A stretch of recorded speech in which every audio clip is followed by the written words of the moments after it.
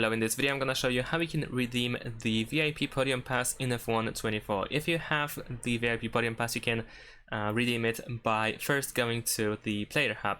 The button that you need to use is being displayed at the top of the screen. So for instance, in the case of the Xbox controller, it is the view button, and on keyboard it is F3. Once you open the player hub, then over here you need to go to the mail.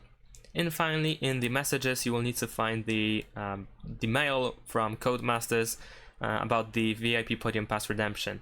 And here you need to enter this message, and then you will be moved to the redeem button, where you can click on it, and then after a few seconds you should be able to redeem it.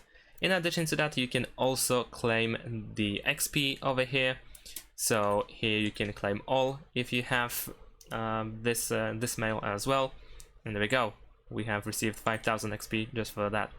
And that's it. Thanks for watching, leave a like and subscribe to my channel, and see you in my next videos. Bye.